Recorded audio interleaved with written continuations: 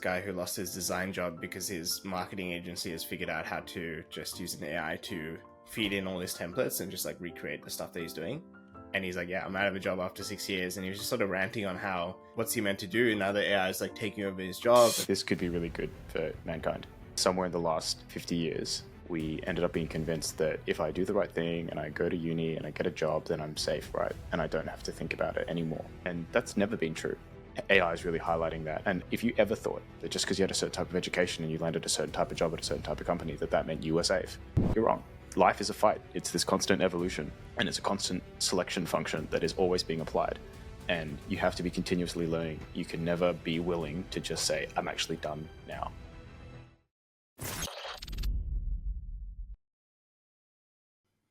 For those who are tuning in, we're going to be talking about all the AI updates that happened in the last week or so, roughly, with GPT-4o and the Google I/O conference. So if you are a little bit behind, we're going to catch you up to speed. Well, I'm going to catch you up to speed and also catch Loong up to speed because he's been under a rock, metaphorically. What have you been doing? Do you want to give them a quick, like, maybe not like the details, but like high level? We've been preparing for a product launch. And so in the lead up to that, there's always just a lot of work that needs to get done, both at the technical level and the operational level. And so it's just been a few weeks of getting absolutely slammed and then preparing for like another 2 weeks of just, wake work cycle. Fair enough. Okay, well, this might excite you. So I'm going to show you I'm just going to show you a clip of the voice model. This is not out yet, by the way. So even though GPT-4o is accessible, the voice stuff is not accessible yet. So I'm still waiting for access. I just got a pop-up on my chat saying that it will come out in the next few weeks, basically. But this is what's to come. Hey, how's it going? Hey there. It's going great. How about you? I see you're rocking an OpenAI hoodie. Nice choice. What's up with that ceiling about? Are you in a cool industry-style office or something? Well, can you take a guess at what I might be doing based on what I'm showing you here?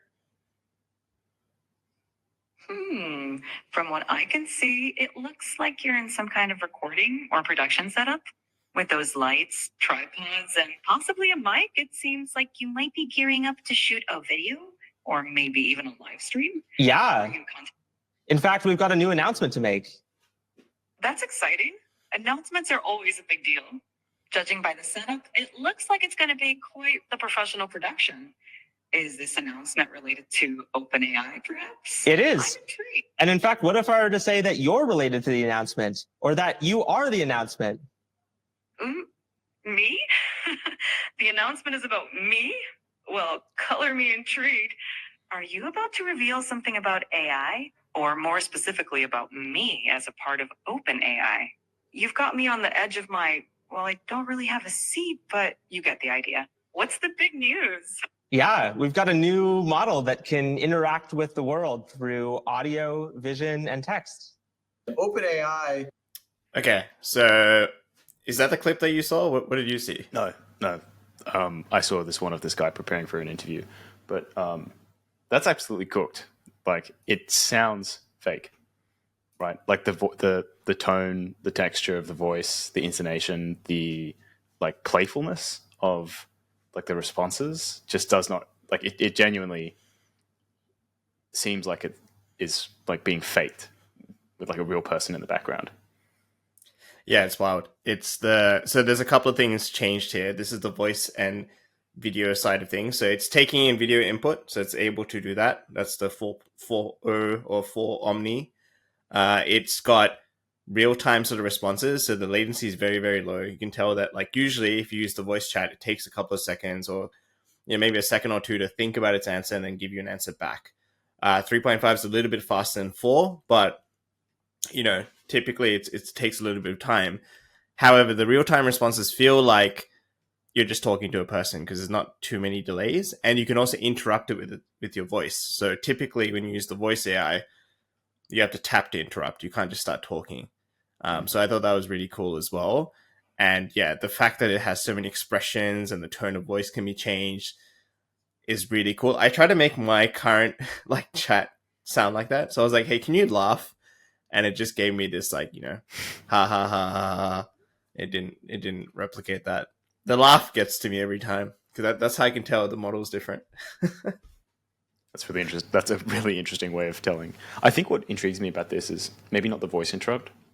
That's been a thing for a little while. Like all of these, what usually happens is that OpenAI and all these other companies that are working in the space release these models, and then you have all these like other companies and teams and people in the open source community just hacking on them. And this sort of like voice interruptible, voice to text, text to voice interface has been something that people have had for a little while. But the speed of this is pretty impressive. Like even just from like a pure audio streaming, video streaming perspective, let alone processing it. I'm sure that this is running on a dedicated server for the sake of the demo. Like there's no possible way that that's the experience that every single individual is going to get unless they've made some incredible breakthrough with inference speed. Yeah, I think that makes sense. But unfortunately, none of this is available. So still waiting for the slow rollout. However, 4.0 is available in text mode, which is really interesting. So I pulled up the benchmarks for 4.0. Okay, so on the benchmarks, it's sort of smashing every model except for the drop test. So the drop test is basically discrete reasoning over paragraphs. So it's the ability for the model to reason over paragraphs, including tasks like counting, comparison, extraction of relevant information. So you give it a bunch of paragraphs and get it to do certain things with those paragraphs. That one, it's not doing as well as Turbo, but in all the other ones, it's doing really well. And you can see mathematical reasoning, it's really smashing some of the competitors out there, which is awesome. So the math test, and then there's also, I think there's another math test as well. The MGSM is also another math test as well. So you can see it's doing pretty well in both of those areas. What's GPQA? GPQA is like general purpose. So general purpose question answer. General knowledge type questions, basically. Yeah. I can go through each one. So massive multitask language understanding is the first one. So that's like high school and college exams, those kinds of questions. GPQA is general knowledge. Math is just general math questions. Human eval is like, that's basically generating code. You can tell that it's doing really well in actually generating code. MGSM is also another kind of math test, but different types of math skills. And then drop is basically getting information from paragraphs. How well does it do that? Yeah. It's pretty crazy that it does so well at maths. I mean, it's been doing well at coding for a long time, and I guess maths is arguably a form of programming. They're sort of very isomorphic to each other, but it has been notoriously bad at that. And you can tell just by looking at the other benchmarks, right, that language models have been notoriously bad at doing mathematics. I think that, plus the fact that it's 2 times faster and 50% cheaper than GPT-4 Turbo. Like, that's such a big improvement in actual performance in terms of, like, raw ability to do things, and also speed and cost. Like, that seems like a really big improvement as well. I must say, though, that's never been an issue for me. Like, even with the slower models, and maybe it's a sort of chicken and egg game kind of thing where until the model is fast enough that you can use it in real time, you don't bother trying to use it in real time. But most of the use cases that I've had for GPT and Claude, which are the two ones that I use mainly, I've not been bothered by the speed. Like the sort of what I'm getting for what I'm putting in is so worth it that I'm willing to wait. I think it's not a long wait, right? People talk about it as if it's really, really slow, but it's seconds, Yeah, I think this really kicks in mainly with the voice stuff. So if you want to have a more seamless conversation with someone and not actually have to wait. So there are some tools now that do outbound sales calls using AI. And in that case, like, yes, the latency actually slightly matters because God, that's going to get so annoying. Yeah. That's going to get so annoying. Except for the fact that you're going to be able to have an inward bound voice pickup, right? I'll be able to train an AI to sound like me, and it'll pick up the phone, try to figure out whether this is a legitimate call, and only then forward it to me, the human. And potentially not even forward it to you. It just handles all your phone calls from now on. Like, just AIs talking to AIs, and then no one actually interacts with each other because, why bother? The other things about the final level of removal of human interaction. The other things about 4.0, I think this week was all about usability improvements rather than actual raw ability of the models. Like the models were cool. There was Gemini Pro 1.5 and then 4.0. Like the models were great, but I think it was more interesting all the usability things added. So they've added memory. So memory allows it to memorize conversations you've had in the past and then use it as context for future conversations. So you may notice when you start typing in ChatGPT, I think you use Claude more, right? I've been using Claude more recently just because I wanted to test them out with each other. Yeah. But I still use GPT every now and then. So on GPT, you may see this little thing that pops up saying memory updated. It started coming in the last week or so. That's because it's trying to update its memory on how it's like conversing with you personally. Browse. So previously it uses Bing search. The browse thing I don't think is available now because I tested it and it still uses Bing search. So the browse thing is going to come a bit later. The more advanced data processing. So apparently it's a lot better with processing data and creating graphs and things like that. And then improved quality and speed in 50 languages. So they're trying to work on the different languages, which has 97% coverage across the population. So that's pretty good as well. That is pretty good. Yeah. The only thing I don't understand is that the only difference, so 4.0 is now available for free. I think it's being rolled out slowly. So not every free user has access yet. Maybe by the time we publish this, which will be in a few days, everyone will have access for free. But 4.0 is now accessible to everyone, which is amazing. However, the paid users only get a 5x improvement on capacity. So I don't know what the value of holding a GPT membership is anymore. Maybe they're going to launch another model in a couple of months where, GPT-5, 4.5, whatever it is. Well, I think it comes down to developer tooling at the end of the day. Yeah. So I think everyone is being so competitive at the moment with capturing users. Like this seems like it's just a race to who can establish brand dominance, right? And I do think OpenAI is kind of winning that. But you can do a pay per token through the API. So like if you're programmatically accessing these models, you pay per token. And that's a very, very different kind of model. And it makes a lot more sense because if you're, developing an application and then that application is interacting with these AIs behind the scenes, you can't get rate limited. You just can't, right? That would be an absolutely atrocious user experience to say, oh, sorry, our API on our end is suddenly being rate limited. So there are these like enterprise grade plans that you can use. And I think that's possibly where you end up monetizing, for lack of a better word, properly. Yeah, no, that makes sense. I think we'll see how they go over the next few months. There is an updated list of things that are sort of coming out. So shout out to Igor on X or at the AI Advantage. He sort of put a list on like the stuff that's already out and the stuff that is coming out.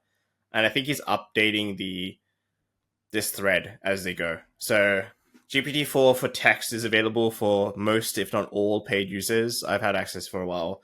GPT-4, the free version, started rolling out, I think, yesterday or the day before. Image generation is still DALL-E 3, so it's not the updated one. And I will get to the updated image generation because that's also really cool as well.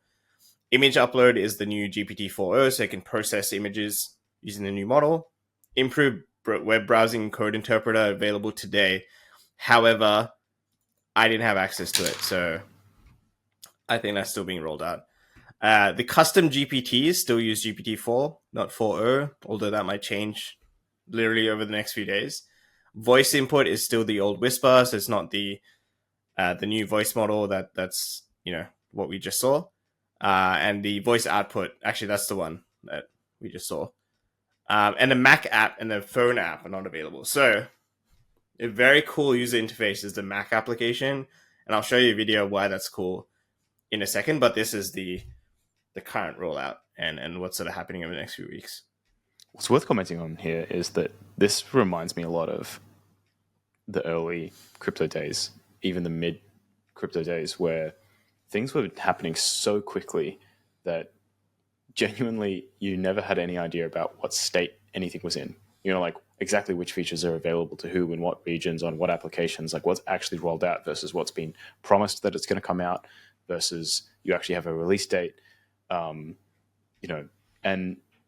having these kind of summary tweets, which are super valuable just for, the hours that someone puts in to go read and find out and figure out what's actually running where. And then also this disparity between the different platforms, right? Like that the apps aren't up to date with, the web portal, which isn't up to date with this, which isn't up to date with that, which speaks to the speed even just internally within OpenAI that they must be rolling these things out. Yeah, it's wild. So this application is the thing this is the idea I first had when it came out, and then the video came out a few days after the whole live stream. I was thinking like we should just facilitate our meetings using AI, because I was like, I don't like running my meetings. Let me just like tell the AI to run it. Especially since there's a desktop app now where you can screen share what's happening at any point in time and get it to sort of like take that as context. So I'll show you this one where they're running a meeting using GPT. And today I want to do a small debate about between cats and dog. Which one do you like? I like dog because it's a great companion to humans. It's cute, it's loyal, and you can play outside with the dog. How about you, Ola? Yeah, my name is Ola. I think cats are better because they're more affordable, they're more quiet, they're more independent, and they live longer. Interesting points. Sounds like we've got a classic dogs versus cats debate here. I can see the appeal of both. Dogs are super loyal and great companions, but cats have their own charm with their independence and low maintenance lifestyle. Who likes cats? It sounds like Ola is more of a cat person. And who How like about the rest dogs? of you? Lillian mentioned she likes dogs. Anyone else here team dog? I'm also team dog. My name is Christine, and I think dogs are just incredible with kids. We've got a huge German Shepherd, and he's great with little toddlers. He lets them play all over them, and I think dogs are amazing. That's great to hear, Christine. Dogs, especially breeds like German Shepherds, can be so gentle and protective with kids.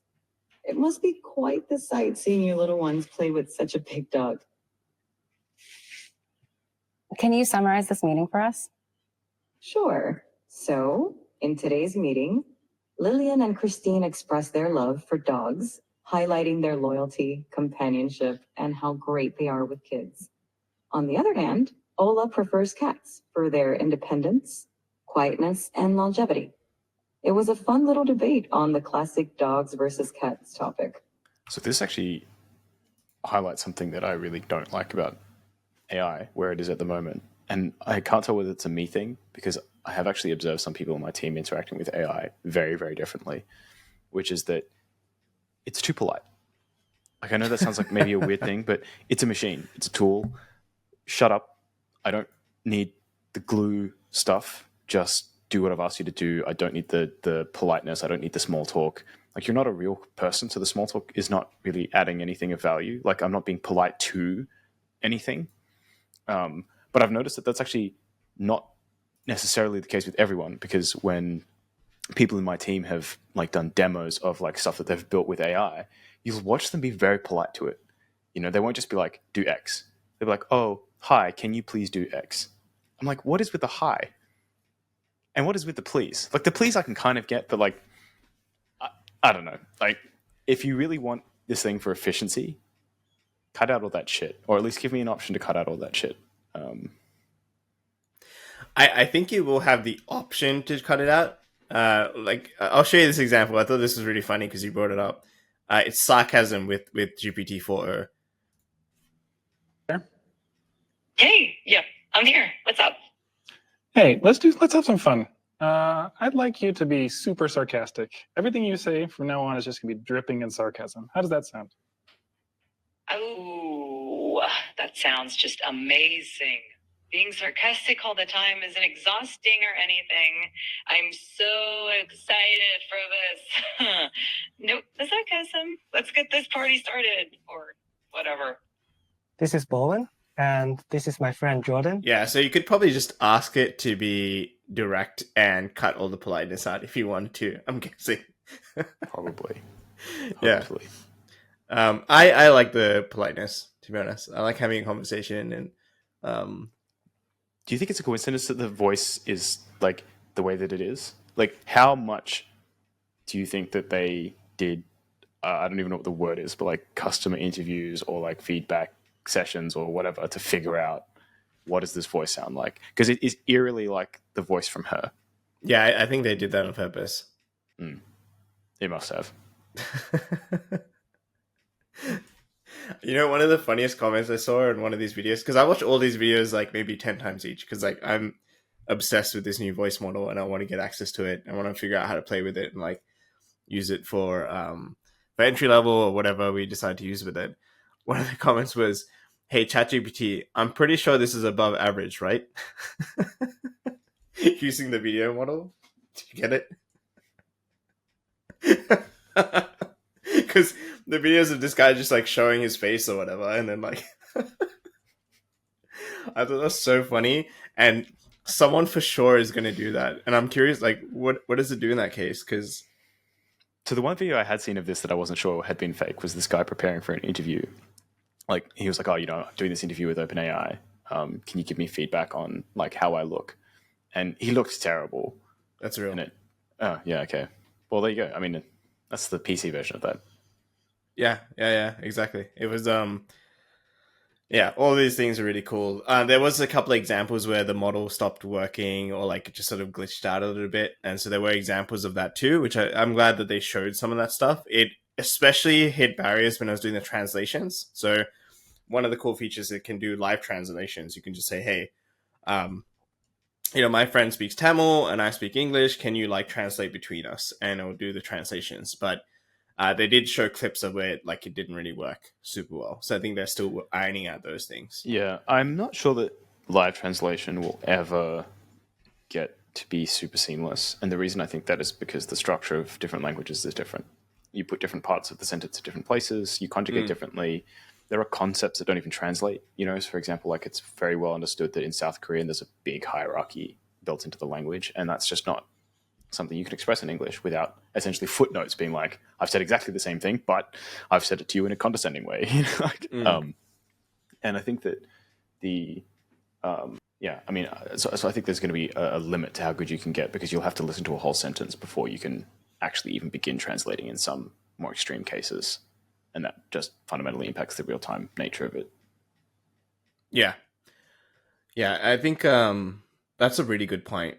I would like to think that it could pick up that context, and that's something that would be even a better feature by having an AI doing the translation versus just a pure like Google Translate sort of one-to-one. Well, I agree with you, but a really typical example of this is that in English, you ask questions through intonation and inflection, right? Whereas in Eastern languages, you ask questions by putting a particle word at the end of the sentence. So in English, if you began translating a medium-sized sentence that turned out to be a question that you didn't know until you heard that particle at the end of the sentence, your inflection is going to be totally wrong, right? Yeah, exactly. Like in Tamil, like instead of, you know, you would say "porvam" like go, or "porvam" is like you add the suffix to be like, "Can we go?" or "Should we go?" And same thing with Japanese, you add the "ka" at the end, right? It's like, yeah. So you're totally right. Whereas in English, you could be like, "Let's go," or like, you know, "Let's go." You can have two different things. Totally. Well, even if it's not inflection, right? Like the whole point about "let's go" is like in Chinese would be just "let's go," and then versus "can we go" would be "let's go question." And so it's like, you begin your sentence in English completely incorrectly if you haven't heard the end of the Mandarin version of the sentence yet. Correct, and so there will just be a limit to that real-time nature of it. But I mean, it's still incredible that you can even approximate it. Certainly translators are going to be out of a job. Professional translators, it's GG. Yeah, I was watching a video actually today of this guy who lost his design job because his marketing agency has figured out how to just use an AI to feed in all his templates and just like recreate the stuff that he's doing. And he's like, "Yeah, I'm out of a job after 6 years." And he was just sort of ranting on how, you know, like what's he meant to do now that AI is like taking over his job, and like, you know, sure, this is one job and he can get another one, but he's actually now like scared that like it just won't be a job in the future. And so I was just sort of listening to that because that seems like the normal response of like a lot of people going through it at the moment. I'm trying to see it a little bit more opportunistically, but I can totally understand how there are hundreds of thousands of people just like, "Yep, like what do I do now? Like what's next?" I think this could be really good for mankind. I think that somewhere in the last 50 years, we ended up being convinced that if I do the right thing and I go to uni and I get a job, then I'm safe, right? And I don't have to think about it anymore. And that's never been true. And I think that AI is really highlighting that, and not to sort of diminish the individual suffering that some people are going to go through. But if you ever thought that just because you had a certain type of education and you landed a certain type of job at a certain type of company, that meant you were safe, you're wrong. Life is a fight. It's this constant evolution, and it's a constant selection function that is always being applied. And you have to be continuously learning. You can never be willing to just say, I'm actually done now. And I think that's, I don't think I know many people with that attitude. And I think, well, I agree. This is why I thought it was interesting to see that YouTube video, because I don't get that perspective within the circle I'm in, right? Because most people are thinking like, oh shit, this is cool. Like, how do we apply this? How do we make our business more effective? Like, that's the narrative I keep hearing. So it's just very refreshing to hear that narrative. To the point where, like, lately I've been trying to get more perspectives on different things. So I'm reading this book called Servo, which is literally a biography of a guy who worked at a service station for 6 years, from 1 a.m. to like 6 a.m. And he just talks about all the druggers and like the just the weird crazies that come in. And I'm like, this is fascinating because I've never done that job, and I've never experienced that. And so I've been trying to get different perspectives, because I feel like I've been very one-track mind with all of this stuff. I know the servo thing is not super related, but it just sort of backs up my argument about getting different perspectives.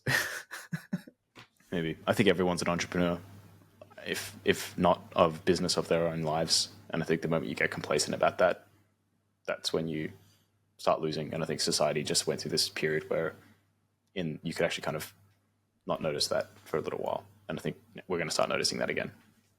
Yeah.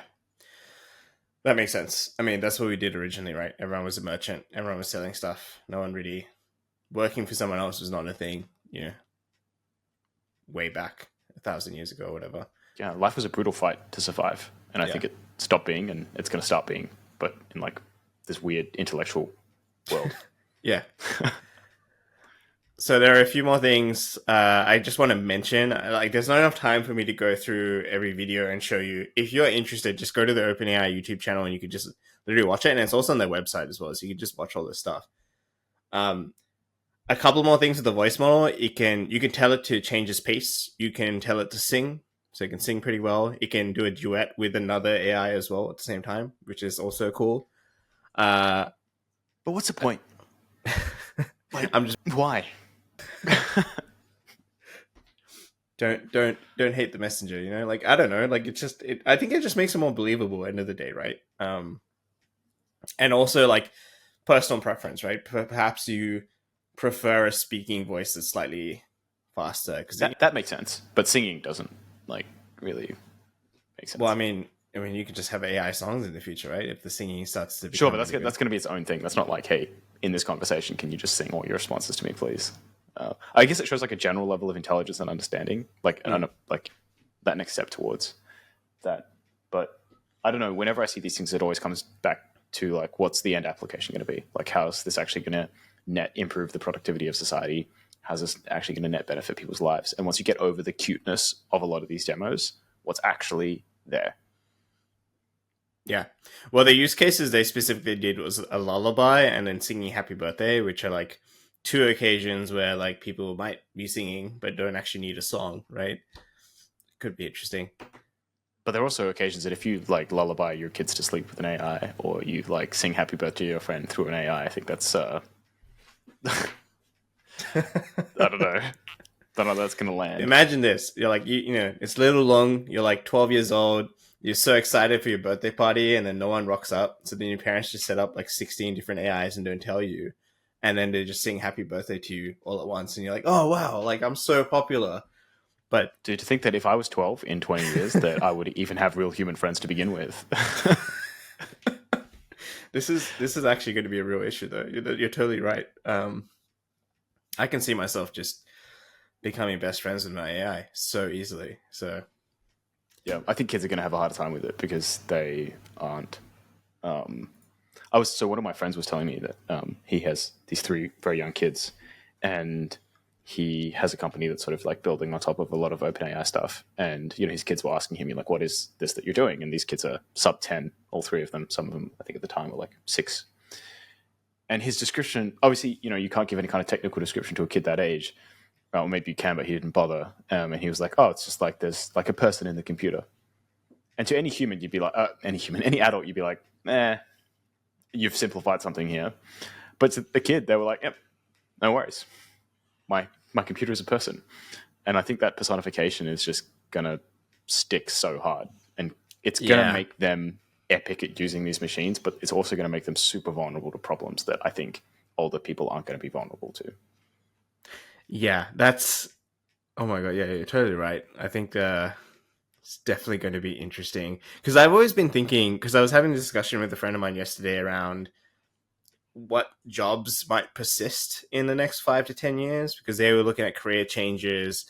And one of the things he brought up was he wanted to do childcare because he has always wanted to be a stay-at-home dad. And like, that's been something he's been interested in doing. And so he's getting his certificate in early childhood education. And I was like, you know what? I think that parents are going to want their kids to hang out with more humans, not AIs, just to get that social skills and interactions and like just differentiate between the two. Which I still stand by, but there is going to be a cohort of children, perhaps for economic reasons, perhaps for other reasons, that are just purely brought up by AI, and then you're just like, I don't know what the difference will be between those two cohorts. They got to do a cohort study over 20 years and see. It's going to be crazy, and I think these are the questions that people are getting concerned about, which I don't personally find particularly emotive, but I think some people do, which is that we don't know what the limit of how good these things are going to get. So is it going to get to the point where you're like, actually, it's better to be raised by an AI because the AI can pretend to be a series of different personalities that will poke and prompt and insult and bully and be there and support your kid in the right mix to make them a well-rounded, stable human, which you cannot guarantee by sending them out into the world, right? You're kind of hoping that by going out into the world, they're going to get a representative view of the world. But how likely is that your school of 300 kids, 20 people in a class in your local suburb is representative of the world? Like 0, right? But an AI doesn't have any of those restrictions and can give your child a multifaceted, multidimensional experience. Will AI get that good that it can figure out what that optimal, configuration is? It's not inconceivable, but it's also not inconceivable that we hit a wall with how good these models can actually get. And they won't be able to produce that. Okay, so you think that there's also a potential where we're going to hit a bit of a wall in terms of how smart these models can get? I don't think that's necessarily going to be the case, but I don't think it is a given that it's not going to be the case. Yeah. I think we definitely have it in us to get a multiples better than we are today. But is that and that's definitely going to get to the good enough where you can raise a kid using AI. But what I'm suggesting is that there's a model that is so good that it's better to raise your kids with AI than to send them out into the world to get random interactions, that you can curate that experience so precisely and that an AI can do such a good job of that curation and that it can figure out it's not just going to cozy up to them and give them this harmless world, but it will poke them and prod them and bully them in the perfect mix to make them resilient, etc., which is not something you can guarantee in the real world. Now, the perfect AI could in principle achieve that, but is the wall that we're going to hit before or after that point? Who knows? I think some people think it's before, some people think it's afterwards, and that tends to ironically align with their politics. Makes sense. Do you have any thoughts around how you would raise your kids with AI, and would you be shielding them from it? Would you be embracing it? Would you be explaining to them exactly what it is from an early age, or how would you even approach it? It's really tough. I think it depends on how good it gets. If it just becomes what it is today, but it's better, I think I would probably expose them to it, but explain what it is and try to make it something that they can identify. I think one of the coolest things that exists in Australia, which I haven't seen an international equivalent of, is this show called The Gruen Transfer. Did you ever watch this? No. So it's an ABC show, which is essentially Australia's version of the BBC or government-backed broadcasting. And it's basically this comedy show, so it's very accessible. It's quite funny. But So it's your typical like IQ kind of thing where you've got a panelists and they're sitting around and there's some gamification to it all. But really the core theme is analyzing ads and understanding the strategies that marketing companies and marketing teams and advertisers use to try and convince you to buy stuff, and what works and what doesn't work, and what to look for and what not to look for. And not only is that super interesting from someone who builds companies, but it's also interesting just as a consumer, because then you become aware that these strategies are things that are even being used, right? So like explaining to someone, hey, all these creators that you see on TikTok, they're probably being paid by someone to say certain things. And just knowing that changes how you perceive the media like that you're ingesting. And I think the same is true of, when you're raising kids in the modern world, even 5-10 years ago, there's a level of explanation you had to give them about the internet, right? You can't just because it's written doesn't mean it's real. And we all learned not to click banner ads that promised us penises that were going to be 2 inches bigger, because we realized pretty quick that that wasn't a real thing. And I think you got to raise kids to interact with that kind of world, but like the AI version of it. No, I only think that holds if AI stays as good as it is now, or maybe a couple factors better. But if it fundamentally changes entirely, maybe, I don't know, maybe you go full shelter. Yeah, you just hide away from Skynet in a basement somewhere. I really don't know. Fair enough. Yeah, that is interesting. It's a good point. I think even like with Facebook, I only go onto Facebook if I want to buy something, because the ads are so good. Like I just get served what I want and then I buy it. Really? Is it that good now? You just like scroll until you see something you want? Well, there's three main purposes I go on. One is like, I just feel like buying something. And then like usually when I scroll, like, it's like every third post is an ad. It's crazy. And I think once you're an engaged buyer, they just keep sending you ads. So I'm like, all right, cool. Great. The other one is I go to groups and I buy stuff on groups, because there's buy-sell groups, and that's pretty effective for me. And third reason is just like, I'm researching ads. So I'm trying to see what's interesting. Like, so I just want to see what my feed gives me. And if something really catches my attention, then I write that down and like, steal the idea for my own thing. Yeah. That's really curious. It's like, I'm so aware that it's just like it's just trying to make me buy shit, that's all I use it for. It is a shopping network for me. It is not a social media for me anymore. It's just ruined the entire thing for me. I wonder how much these advertising systems are able to tell what kind of profile you are. Like, are you the kind of person that, like, as soon as you tell that it's an ad, you'll just skip it, and then so they try to serve you ads that don't seem like ads? Or are you the kind of person that, it fits into your profile, which you engage with the ads specifically because they're ads, and so they serve it to you in a different way? Like, how customized is that? It's probably very customized. That would be my guess. So there is like an engaged shopper tag, right? So if you bought something in the last 30 days from a Facebook ad, then like they will target you more. So that they are aware of like those who buy stuff and those who don't buy stuff. What happens when AI starts advertising to us? That's going to be messed up. Yeah. Like, that's going to be so hard to parse out, when you ask it a question and it gives you a answer that's heavily biased by advertising. That's why I'm not sure how some of these companies pan out, and whether, most people are just using open source models that like are configured the way they want it, and not trying to rely too much on these companies, because you don't know what their agendas are, you don't know what they're pushing, and like, I don't know. It will be interesting to see how it's all. I think there's going to be the mix, as always, right? There's going to be the version of interpersonal messaging apps where everything you're typing and sending to each other is getting learned on and screened and harvested. And then there's going to be things like Signal, which are at least purportedly end-to-end encrypted, right? Because people seem to give a shit about that. I think you're going to see the same thing with AI, right? There's going to be these projects that are explicitly, as self-sovereign as it could possibly be. And typically they have worse user experience, because typically they're pushed by like nerdier types of people, or people that aren't necessarily good at product design. And I think good product design often necessitates having a central mediator that can somehow curate the experience for you a little bit. And I think most people will end up with a really nice product, because that's almost by definition, that's what it means to have a nice product. And then there'll be some small subset of people that only engage with AI if it's, provably, or at least purportedly, not learning from you and not trying to advertise to you, and trying its best to actually tell you the truth. Yeah, that makes sense. Okay, because we're running out of time, let's quickly go through the last few features of the GPT stuff that I thought was interesting. So the capabilities, there's a few different use cases if you go on the website. I thought the text to font was really interesting. So the image generation is getting a lot better at actually making text. And you can see that through this one here. So it's generating an image of someone typing, and it's got text in it. And you've seen in previous image models, the text is usually mumbo jumbo, but now it's actually really good. Yeah. So I thought this was really cool. That is really cool. The other one, we've talked about this before. It can do 3D modeling. So it's generated a 3D reconstruction from 6 generated images, which is kind of cool as well. So is this going to transform 3D printing? I hope so. I think it'll be really cool. I don't know if natural language, I think you mentioned this, natural language may not be the best mode for like getting out a 3D printed thing, but still really interesting. Multimodal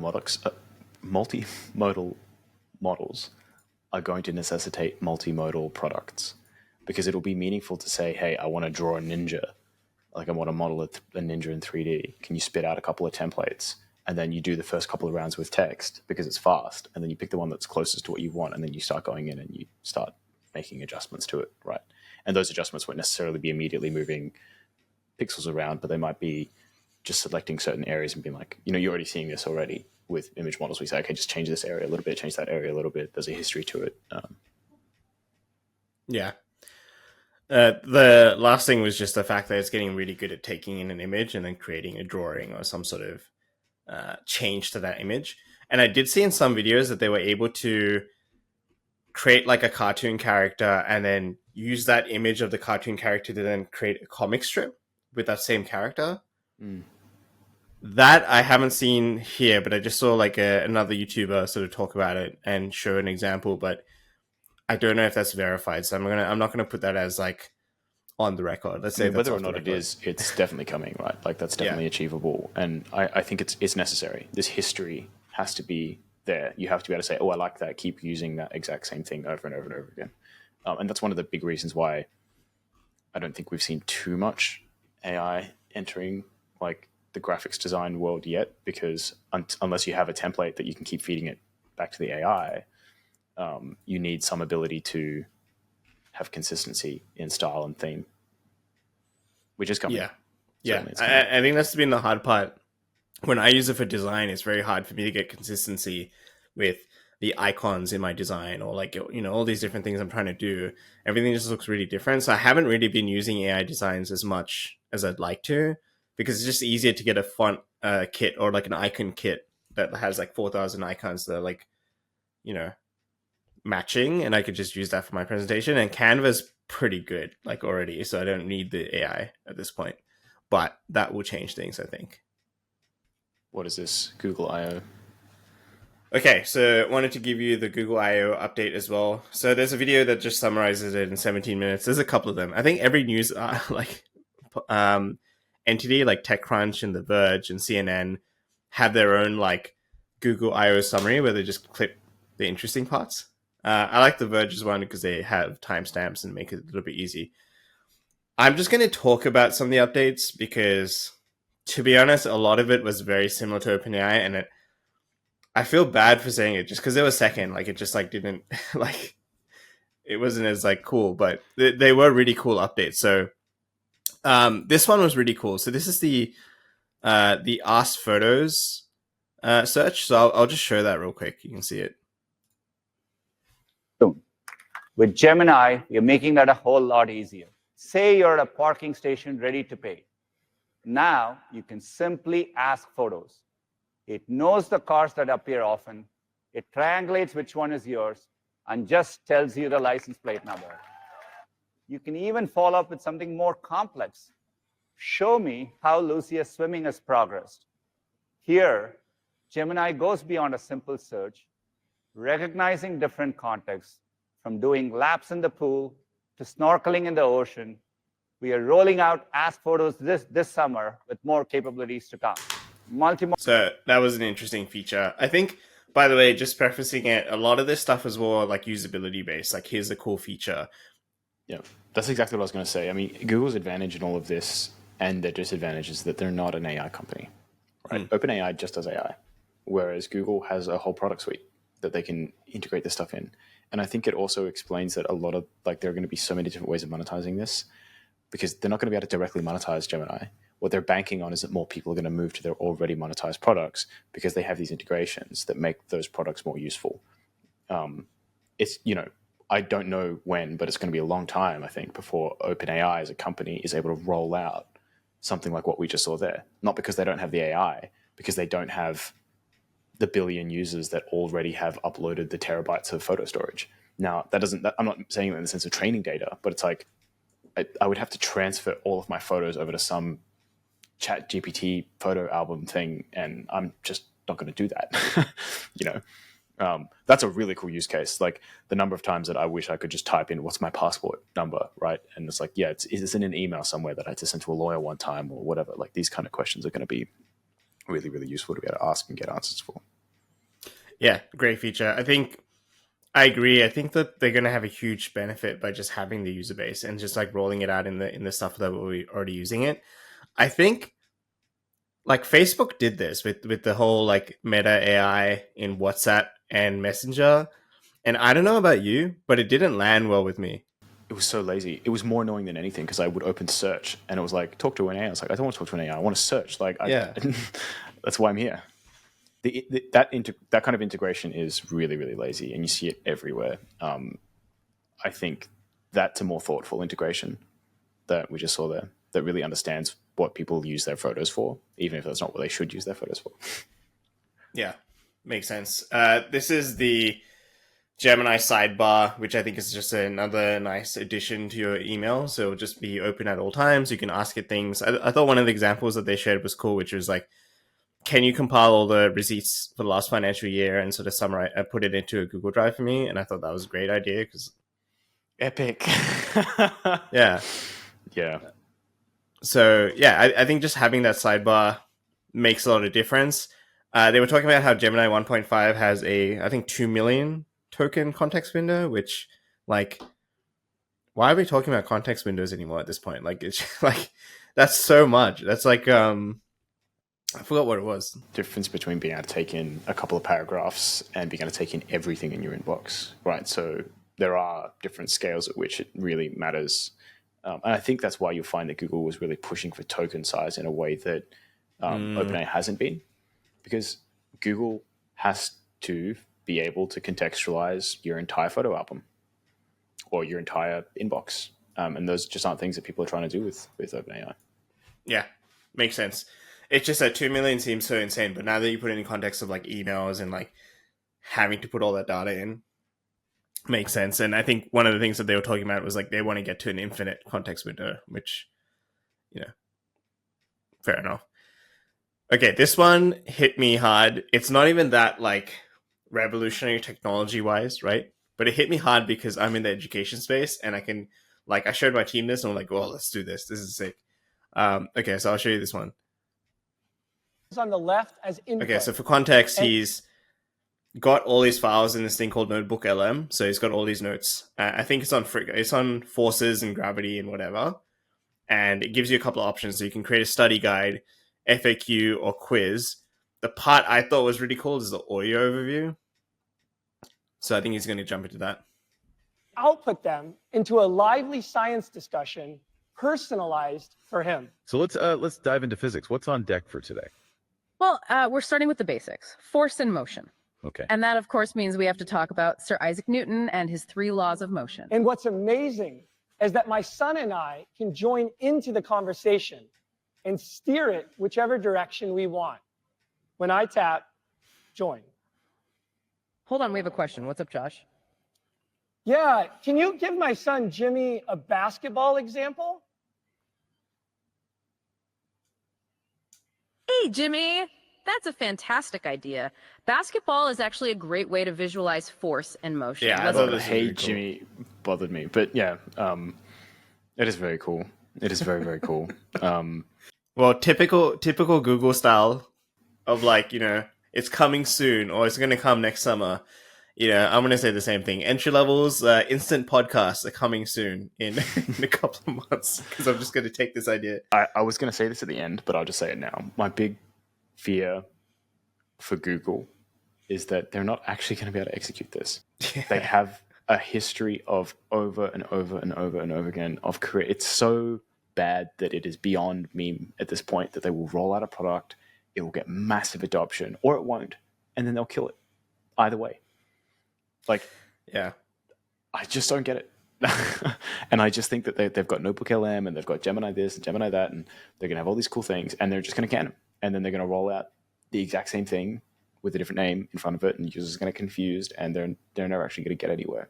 Like, before I'm really willing to use Gemini in Gmail, please, for the love of God, fix Gmail. Make it less painful to use. Make it less ugly. Make it stop constantly changing underneath me. Go back to Inbox, which was like a massively adopted product that people loved, and then it got canned for no reason. Like, I don't know. You just see Google do this all the time. They go into product segments, or they just create new products for segments that they're already in. Like, you just know they're going to release a new chat app that is somehow AI centered, and then they're going to kill it, 18 months later. Yeah. So I think if anyone's listening, just take the ideas and run with it. Like, just do it yourself. That's what we're doing. Yeah. No, we saw this, and like, I didn't even think about doing this until I saw it. Now I'm like, cool, we're going to do instant podcasts where like students can just like click on a course module and it'll just turn it into a podcast, and then you can jump in and ask a question. Like, that seems so possible with all the tech now. So may as well jump on it.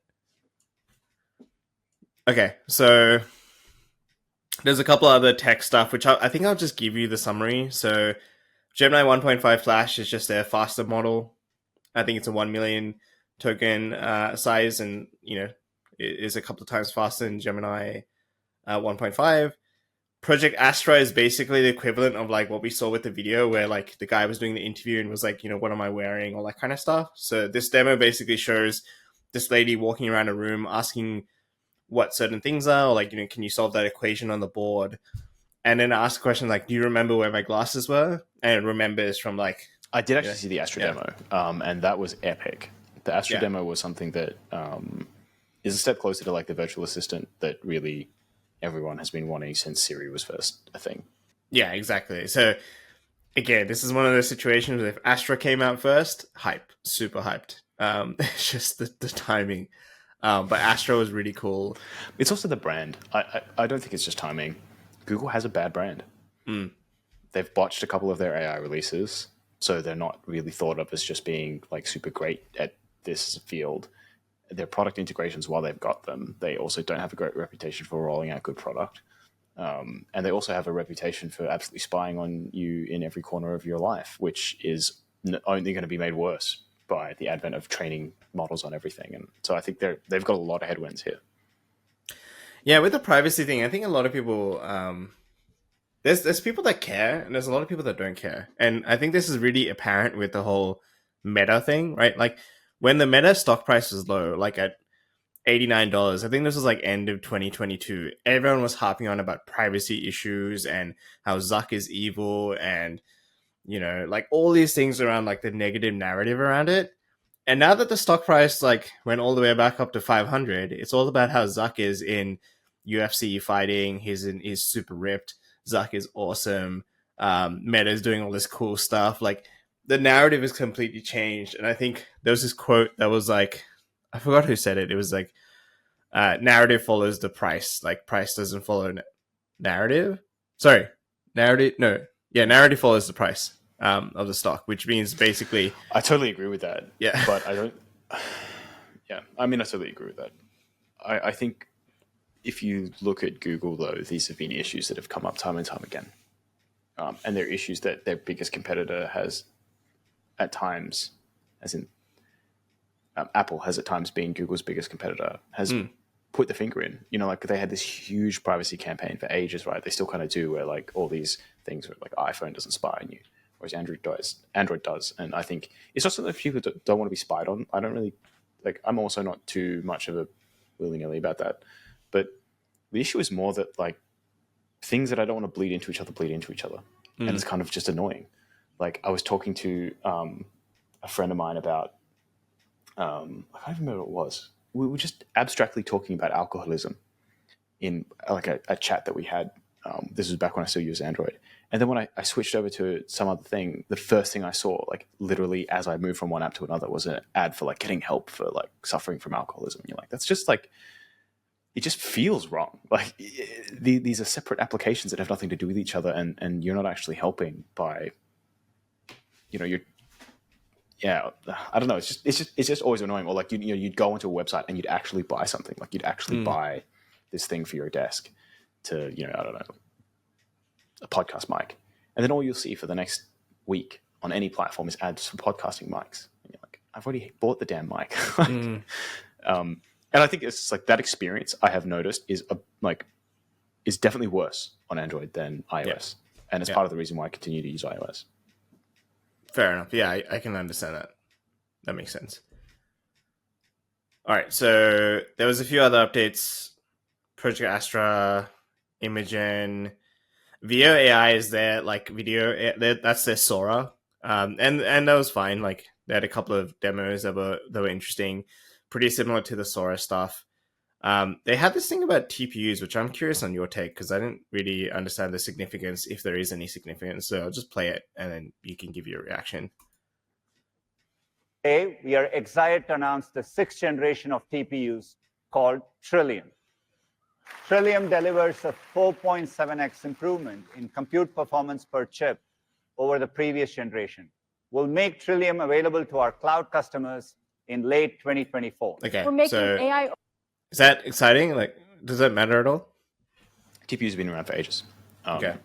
And so in that sense, it's not exciting. It's just like your tensor calculation. So T stands for tensor. So TPU stands for tensor processing unit, as opposed to GPU, which is graphics processing unit.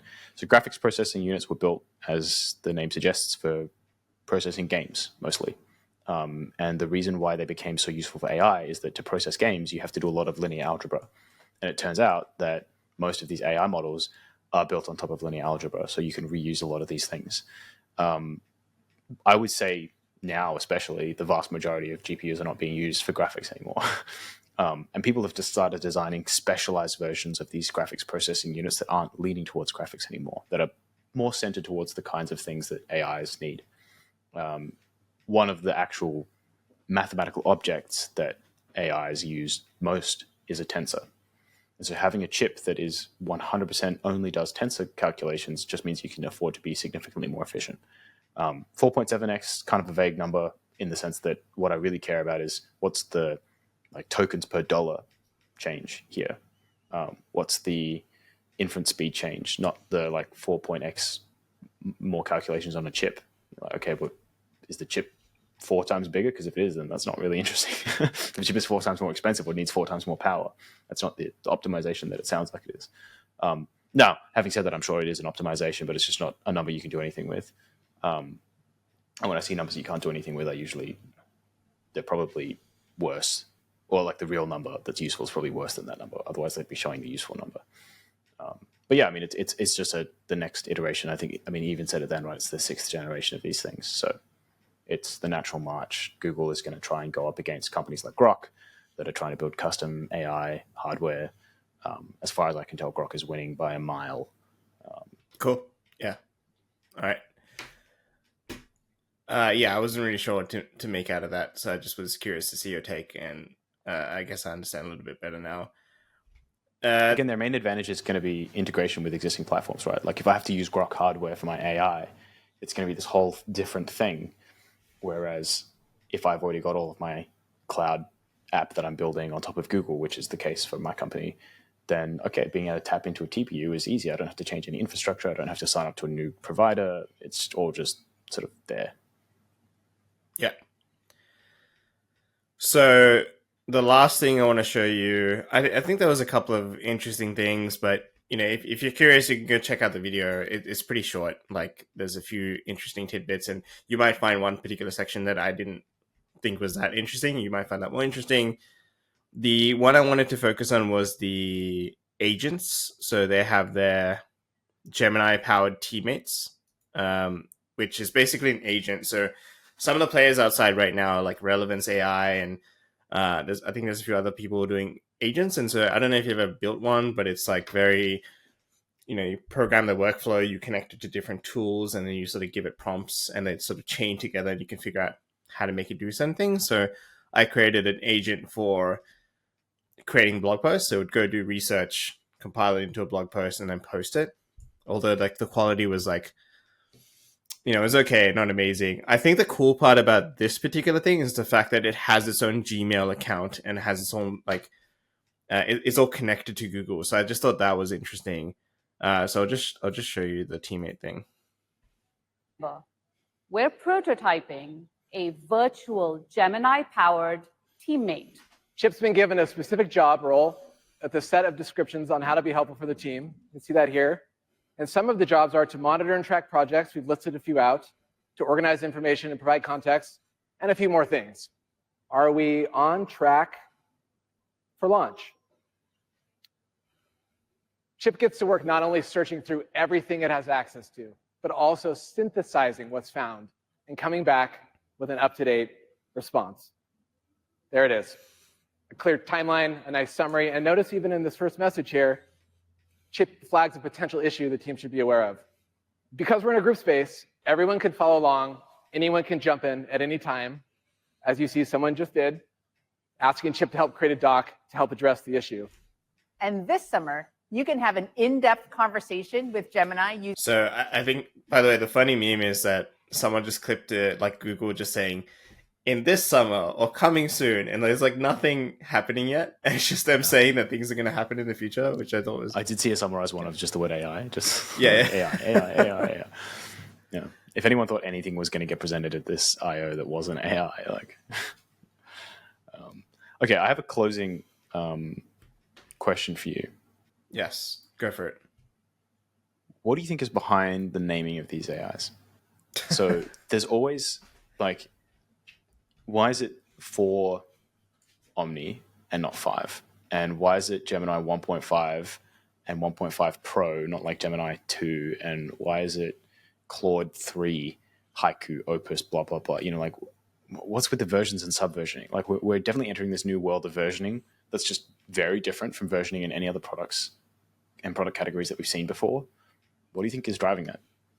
I have one hypothesis, which is just around the competitiveness around things. So it's like, you know, if they release 5, GPT-5, and say, yeah, this is GPT-5, and then Google releases a 1.4 that is much better or like equal to 5, then it just looks bad from an optics perspective. So like by not committing to the next level up and just sort of saying it's an incremental improvement on a current one, you can look better compared to other ones if they release an incremental improvement, like as in the next version, but you're only like doing a little bit and you're somehow just beating them. It just looks better. So like, you know, 4.0, because they're not even saying it's like a new thing. It's just like, oh, it's an implementation of 4, but it's actually performing a lot better than 4 Turbo across the board. And it's smashing 1.5 out of the water, even though like Google's meant to have a 0.5 increment on top of their version, right? So I think it's like a branding thing. That's my guess. What do you think? I like to think that with at least some of them, certainly it feels this case with like Anthropic and OpenAI, that it's something about the underlying architecture, right? Like when there's a more fundamental architectural change, you bump the major version. And when it's just like fine tuning or producing new applications or adding multimodality or like features to an existing type of architecture, then you bump the minor version. And then Google, as is always, is just all over the fucking place. Like, I don't know if you saw the memes when they first came out with it. It was a classic Google situation where they had Gemini, Gemini Pro Business, Gemini Startup, version 1, 1.5, 1.5 Lite. You're just like, what is going on? So for them, I think, I don't know, whatever their product managers like are doing. But I would like to think it's like that. But I can see it changing, you know, like the use of Turbo as well as 0.5 as well as O now certainly feels like we're getting, and I think I tend to agree with you. It's about how much hype you want this model to have. And weirdly enough, you're trying to actually have like more, like it's like a under promise, over deliver, which creates this idea that when 5 eventually comes out, it's going to be epic because like if the jump from 4 to 4.0 was this, then the jump to 4 to 5 must be like, you know, 10x that, right? It must be hard too, because I think a lot of people like have such high expectations for 5. Like they're like, 5 is going to be AGI, and like there's all these rumors happening. And so like if I'm Sam Altman thinking about, like, I'm sitting with my CMO, I'm like, all right, what's the game plan? Like if we launch this as 5, but everyone's expectations are up here and we're like, this is still sick, but for some reason everyone's expectations are too high, so let's just not call it 5, let's call it 4.0 instead. Yeah. That's a really good point as well. Yeah. Okay. So final thoughts. What was the most exciting thing for you out of all the updates that sort of happened? I think the exciting thing that's coming out here is, I mean, it's always interesting looking at what startups you think are going to get killed by this. And I think all the startups that are focusing on agentic AIs and like virtual assistants are going to die. I think this is an opportunity for companies like Apple and Google, who already have like the mobile market and deep integration with your operating system and all of the applications on it, to create a virtual assistant that can do things that you will be much harder to do as a third-party product, right? Summarizing all my emails, summarizing, like creating a tax like filing based on everything that's happened in my emails, reminding me of things that I've forgotten based on just what's in my emails. And like truly those kinds of virtual assistants seem like they're getting closer and closer. And we've had a lot of third-party attempts, and the AI models have clearly just not been good enough. But it seems like we're getting there. I think the real-time nature is cool, and I'm hoping that it creates a new set of capabilities that people just weren't exploring because of the lack of real-timeness. However, for my own purposes, real-timeness has never been particularly interesting. Yeah, that makes sense. I think for me, the most interesting thing is probably the voice model, because I think for me personally, I just see a lot of use cases in marketing and sales, which is where I like to play a little bit more. So I'm envisioning sales bots and, calling in for customer service. And one of the things we have as a business issue is people want to call us to understand the course a little bit more, but we sell our course for $50. So I'm not willing to spend time to have a call team to go do that stuff. But in some markets, I understand that for a consumer in certain markets, $50 is actually quite a bit compared to their monthly income. It might be 10-15% of the monthly income.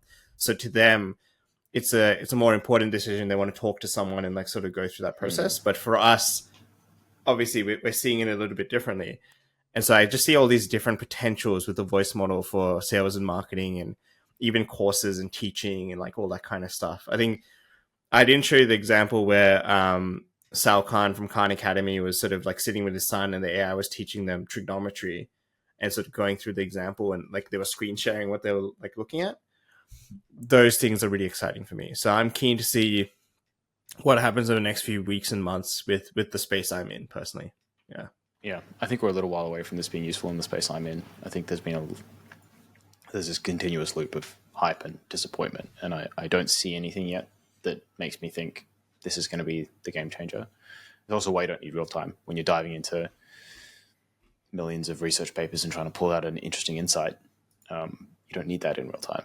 I'm happy to wait a month of processing for that, really. Awesome. All right. Well, yeah, clearly I need to fix my voice before I launch 2.0 my voice. They're all women. Did you notice that? The examples, there was a few examples with male voices too, but I think the female voice definitely captures more attention because of the whole her thing and But it's also been shown in many studies that both men and women prefer customer service to have a female voice. There's something about the tonality of it, or just, I don't know, the social expectations of it, or whatever it is that makes it more a more enjoyable experience for the person. Yeah, I can see that. Cool. All right, good session, man. I'll catch you later. Much love.